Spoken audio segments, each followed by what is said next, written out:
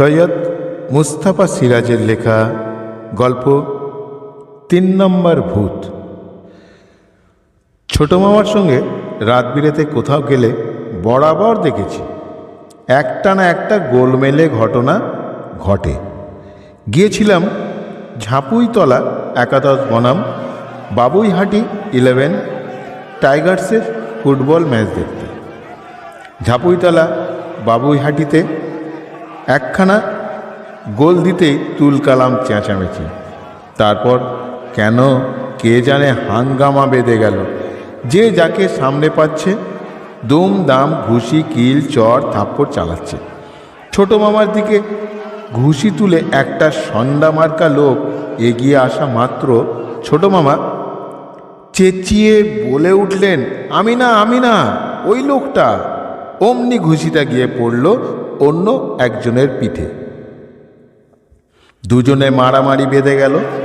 সেই ফাঁকে ছোট মামা আমার হাত ধরে বললেন, চলে আয় পুটু। তারপর দুজনে দৌড়ে খেলার মাঠ ছাড়িয়ে নিরাপদ দূরত্বে চলে গেলাম। তখন ছোট মামার সে কি হাসি, বললেন, কেমন দিয়েছি বল। খুশি হয়ে বললুম, দারুণ দিয়েছেন ছোট মামা। হেডে একটু বুদ্ধি না থাকলে আজকাল বাঁচা যায় না, বুঝলি পুটু। আচ্ছা, কেন মারামারি বাঁধলো বলুন তো? সেটাই তো বুঝতে পারছি না।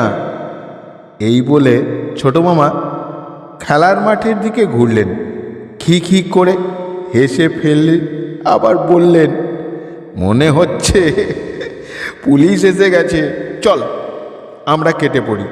পুলিশের ব্যাপার কিছু বলা যায় না। এদিকে আকাশে মেঘ ঘনিয়েছে, ঝড় বৃষ্টি হলেই কেলেঙ্কারি। পিচের রাস্তায় পৌঁছেছি, সেই সময় আচমকা মেঘ ডাকল। তারপর সূর্য ঢেকে গেল চাপ চাপ কালো মেঘের তলায়।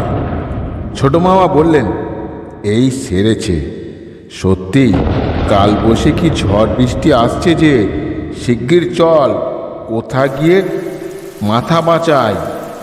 রাস্তার ওধারে গাছপালার ভেতর একটা একতলা দালান বাড়ি দেখা যাচ্ছিল। পলেস্তারা খসে যাওয়া জরাজীর্ণ বাড়িটা, কার্নিশে অসত্য চারা। সেই বাড়ির বাইরের বারান্দায় উঠে গেলাম দুজনে। সেই সময় ঝড়টা এসে পড়ল, তার সঙ্গে ঝরবর করে বৃষ্টিও। দুজনে দেয়াল ঘেঁষে দাঁড়ালাম। বারান্দায় বৃষ্টির ছাট আর ঝড়ের ছেঁড়া সবুজ পাতার কুট এসে পড়ছিল। ছোট মামা আপন মনে বললেন, পুলিশ না এলে আমার ধারণা মারামারি এখনো চলত। বলল, ঝড় বৃষ্টির মধ্যেও? ছোট মামা আগের মতো বললেন, কিছু বলা যায় না। বারান্দাটা পশ্চিম দিকে, তাই বৃষ্টির ছাট আমাদের পা ভিজিয়ে দিচ্ছিল। এদিকে বারবার চোখ ধাঁধানো বিদ্যুৎ আর মেঘের গর্জন। ছোট মামার দরজার কড়া নাড়লেন। এবার কিছুক্ষণ কড়া নাড়া আর ডাকাডাকির পর দরজা খুলে গেল। একজন বেটে খাটো নাদুস নুদুস ভদ্রলোককে দেখা গেল।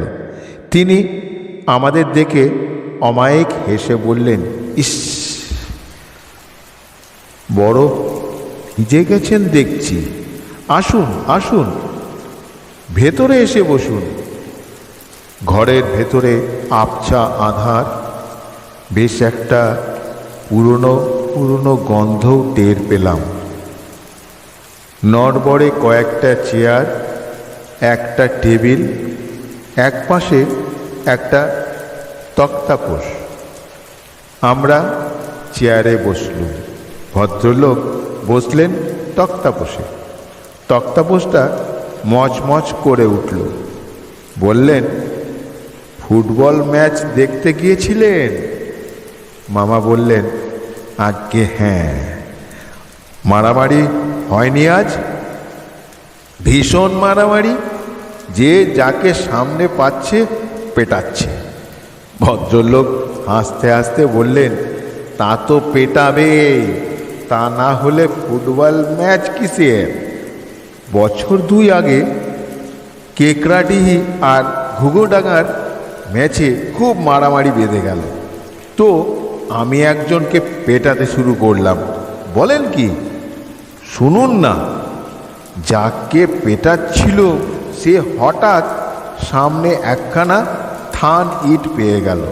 তারপর সেই ইট আমার মাথায়, এবং সঙ্গে সঙ্গে আমি অক্কা পেলুম। ছোট মামা আরও অবাক হয়ে বললেন, অক্কা মানে? ভদ্রলোক আরও হেসে টেসে বললেন, অক্কা বোঝেন না? টেসে গেলুম। টেসে গেলেন মানে? ধুর মশাই, তাও বোঝেন না? এই ছেলেটা যে ভয় পাবে, নইলে খোলাখুলি বলতুম। যাকে ঝড় বৃষ্টি দারুণ জমেছে বলে ভদ্রলোক দরজার বাইরে বৃষ্টি দেখতে থাকলেন। ছোট মামা আমার দিকে একবার তাকিয়ে নিয়ে বললেন, মশাইয়ের নামটা জানতে পারি? উত্তর এলো, ঈশ্বর গোলকপতি ঢোল। ঈশ্বর মানে? গোলকপতি বাবু একটু বিরক্ত হয়ে বললেন, খালি এর মানে ওর মানে নামের গোড়ায় চন্দ্রবিন্দু দিলে কি হয়? ছোট মামা সন্দিগ্ধ দৃষ্টিতে তাকিয়ে বললেন, মরা মানুষের নামের গোড়ায় চন্দ্রবিন্দু দেওয়া হয়, কিন্তু আপনি তো দেখছি জ্যান্ত মানুষ। গোলকপতি জোরে মাথা নেড়ে সহাস্যে বললেন, ওই যে মাথায় ইট বলছিলুম, এক ইটেই ভব নদীর পার। বুঝলেন এবার? ছোট মামা চটে গেলেন। আপনি বলতে চাইছেন যে আপনি জ্যান্ত মানুষ নন? ঠিক ধরেছেন, 100% ঠিক। ছোট মামা আরও চটে গিয়ে বললেন, তার মানে আপনি ভূত? গোলকপতিবাবু হঠাৎ খাপ্পা হয়ে বললেন, যাতা বলবেন না। কানাকে কানা, খোঁড়াকে খোঁড়া বললে তাদের রাগ হয় না? আমার ভীষণ রাগ হচ্ছে। কি আশ্চর্য, কি অদ্ভুত! আবার ভূত বলছেন, তার সঙ্গে বিচ্ছিরি একটা অদ। এবার আমার বুক ঢিপ ঢিপ করছিল। বললুম, ছোট মামা, বৃষ্টি কমেছে মনে হচ্ছে, চলুন এবার। ছোট মামা ধমক দিয়ে বললেন, চুপচাপ বসে থাক, এর একটা বিহিত না করে যাওয়া যায় না। ও মশাই, প্রমাণ করতে পারেন যে আপনি ভূত? আবার ভূত বলা হচ্ছে? তবে রে বলে গোলকপতি মুখখানা ভয়ঙ্কর করে ফেললেন। তারপর দাঁত কড়মড় করতে করতে এগিয়ে এলেন। আমি আতঙ্কে চোখ বন্ধ করলুম। তারপর কোনো সাড়া শব্দ না পেয়ে চোখ খুলে দেখি ছোট মামাও নিজের মুখখানা ভয়ঙ্কর করে চোখ কটমটিয়ে এবং দাঁত কড়মড় করে গোলকপতির সঙ্গে পাল্লা দিচ্ছেন। গোলকপতি একের পর এক সাংঘাতিক মুখভঙ্গি করছেন, ছোট মামাও পাল্টা তাই করছেন। দুজনে দুজনকে ভয় দেখানোর লড়াই বেঁধে গেছে।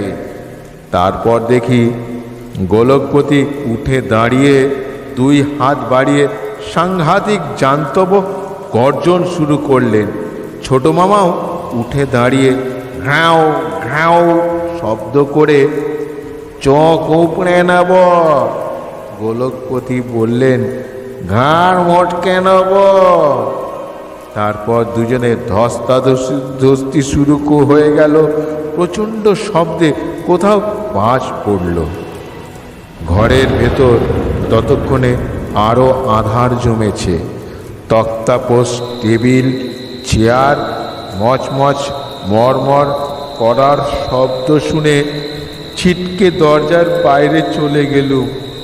চেঁচিয়ে উঠলুম, ছোট মামা, ছোট মামা। কোনো সাড়া পেলাম না।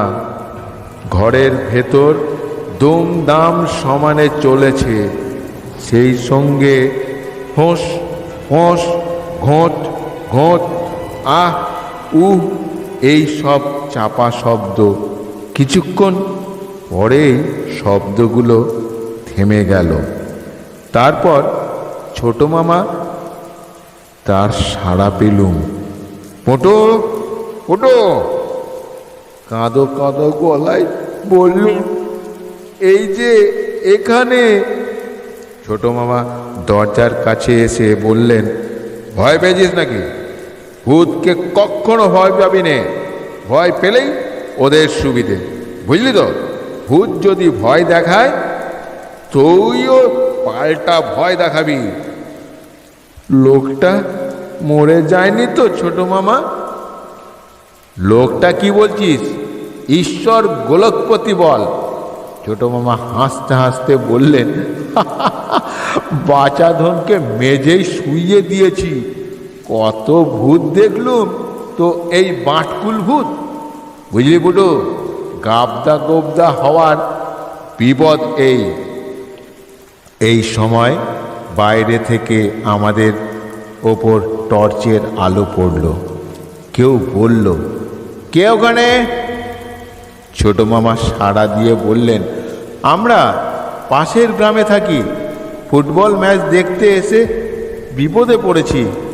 টর্চ হাতে এবং ছাতি মাথায় একটা লোক এসে বারান্দায় উঠল, ঠিক গোলকপতির মতোই বেটে গাবদা গোবদা। সে বলল, এ কি, আমার ঘরের দরজা খুলল কে? তারপর ভেতরে আলো ফেলে খাপ্পা হয়ে গেল। এসব ভাঙচুর করল কে? এই বলে আমাদের দিকে প্রায় তেড়ে এলো। ছোট মামা ছটপট বললেন, ভাঙচুর করেছেন ঈশ্বর গোলকপতি ঢোল। ঈশ্বর গোলকপতি ঢোল মানে? অদ্ভুত কথা বলছেন তো। আমি গোলকপতি ঢোল দিব্যি বেঁচে পড়তে আছি, আর আমাকে ভূত করে দিচ্ছেন? ছোট মামা খুব অবাক হয়ে বললেন, কি আশ্চর্য, তাহলে ওই ভদ্রলোককে? অবিকল আপনার মতো দেখতে। দরজা খুলে আমাদের ভেতরে ডাকলেন যে। তারপর চালাকি হচ্ছে, এই বলে সে হেঁড়ে গলায় ডাকতে লাগলো, দারোগা বাবু, দারোগা বাবু, চোর চোর। পিচের রাস্তার দিক থেকে সাড়া এলো, যাচ্ছি, ধরে থাকুন। ছোট মামা ছটফট বললেন, চলে আয় পুটু। তারপর বারান্দা থেকে লাফ দিলেন। আমিও তাকে অনুসরণ করলুম। বৃষ্টি কমে গেছে, পেছনে চেঁচামেচি আর টর্চের আলো। জলকাদায় দৌড়তে গিয়ে আছাড় খেলুম। তারপর উঠে দাঁড়িয়ে ছোট মামাকে আর দেখতে পেলুম না। ডাকতে থাকলুম, ছোট মামা, ছোট মামা। ছোট মামার কোনো সাড়া পাওয়া গেল না। বৃষ্টি থেমে গেছে, কিন্তু আকাশ কালো হয়ে মেঘে ঢেকে আছে। বিদ্যুৎ চমকাচ্ছে। খুব শিগগির সন্ধে এসে গেছে। আবছা আঁধার ক্রমে ঘন হয়ে যাচ্ছে। গ্রামের পথ চিনে ফিরব কেমন করে, সেই ভাবনায় গলা শুকিয়ে গেল। মরিয়া হয়ে হাঁটতে হাঁটতে আবার ডাকলুম, ছোট মামা, ছোট মামা। এবার কাছাকাছি কোথাও চাপা স্বরে সাড়া পাওয়া গেল, চলে আয় পুটু। সাহস ফিরে পেয়ে বললুম, আপনি কোথায়? এই গাছের ডগায়। অবাক হয়ে বললুম, গাছে কি করছেন? চেঁচাচ্ছিস কেন? তুইও উঠে আয়, পুলিশের দারোগা আমাদের খুঁজে বেড়াচ্ছে। সামনে একটা গাছ, তার ডগা থেকে ছোট মামার চাপা গলার কথা শোনা যাচ্ছিল। গাছটার কাছে গিয়ে বললুম, ছোট মামা, আমি উঠব কেমন করে? এই ঠ্যাং ঝুলিয়ে দিলুম, দু হাতে চেপে ধর, আমি তোকে টেনে তুলব। গাছের তলায় অন্ধকারটা একটু বেশি, কিছু দেখা যাচ্ছে না। হাত বাড়িয়ে ছোট মামার ঠ্যাং খুঁজতে খুঁজতে কি একটা হাতে ঠেকল। ওপর থেকে ছোট মামা বললেন, চেপে ধর, ছাড়িস না যেন, ছেড়ে দিলে আছাড় খেয়ে হাড় ভাঙা হয়ে যাবে কিন্তু। ঠ্যাংটা দু হাতে চেপে ধরতেই মনে হলো ভীষণ ঠান্ডা হিম বরফের জিনিস। হাত কন কন করে উঠল ঠান্ডার চোটে, সঙ্গে সঙ্গে ছেড়ে দিলুম। ছোট মামা বললেন, কি হলো? আপনার পা অত ঠান্ডা কেন ছোট মামা? খালি কথা বাড়ায়, ওই দেখ, টর্চ চালিয়ে দারোগা বাবু আসছেন। কিছু দূরে টর্চের আলো দেখতে পেলুম, জ্বলছে আর নিভছে। এদিকে এগিয়ে আসছে আলোটা। ওপর থেকে ছোট মামা ঠান্ডা হিম ঠ্যাংটা বারবার আমার নাকের ডগায় ঝুলিয়ে দিচ্ছেন, আর ঠান্ডার চোটে আমি সরে সরে আসছি। এতক্ষণে টর্চের আলো গাছতলায় এসে পড়ল। তারপর সেই আলোয় যা দেখলুম, বুক ধড়াস করে উঠল। ছোট মামার ঠ্যাংটা মস্ত লম্বা, এবং তার চেয়ে সাংঘাতিক ব্যাপার, ঠ্যাংটা একটা কঙ্কালের। আতঙ্কে চেঁচিয়ে উঠল, দারোগা বাবু, দারোগা বাবু। টর্চ হাতের লোকটা বলল, কি হলো কাকা? দারোগা বাবু করে চেঁচাচ্ছ কেন? লোকটা কাছাকাছি এলে বললুম, আমার ছোট মামা সেজে এই গাছে কে যেন বসে আছে। সে টর্চের আলোয় গাছের ওপরটা তন্ন তন্ন করে দেখে বলল, কই খোকা, কেউ তো নেই। তুমি মিছিমিছি ভয় পেয়েছ।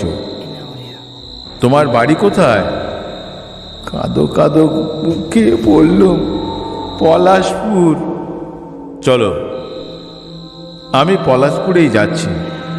লোকটা দারোগা বাবু নন, কাজেই তার সঙ্গে হাঁটতে থাকলুম। একটু পরে আবার ছোট মামার সাড়া পেলুম, পুটু, পুটু, এই বলে ডাকাটাকি করছেন। টর্চের আলোয় ছোট মামাকে দাঁড়িয়ে থাকতে দেখলুম। লোকটা বলল, কি রকম লোক মশাই আপনি? ভাগ্নেকে ওই ভুতুরে জায়গায় ফেলে এসেছিলেন? ছোট মামা বললেন, কিরে, ভয় পেয়েছিলি নাকি? ভাবো না, একটা কঙ্কালের ঠ্যাং ঝুলিয়ে কেউ আমাকে গাছে তোলার চেষ্টা করছিল। অবিকল তোমার মতো গলায় কথা বলছিল। ছোট মামা খাপ্পা হয়ে বললেন, তবে রে, আয় তো দেখি কোন ব্যাটার ছেলে। লোকটা বলল, খুব হয়েছে মশাই, ভূতের সঙ্গে লড়াই করার সময় পরে অনেক পাবেন। চলে আসুন, খোকাবাবুকে খুব ক্লান্ত দেখাচ্ছে। ছোট মামা বললেন, ঠিক আছে, চল পুটু। গ্রামে ঢুকে লোকটা বলল, বাড়ি পর্যন্ত পৌঁছে দেবো নাকি? ছোট মামা বললেন, না না, এবার আমরা যেতে পারবো। আপনাকে পেয়ে খুব সুবিধা হলো। দিব্যি পথ চলে আসা গেল। তা মশাইয়ের বাড়ি? ঝাপুইতলা। নাম?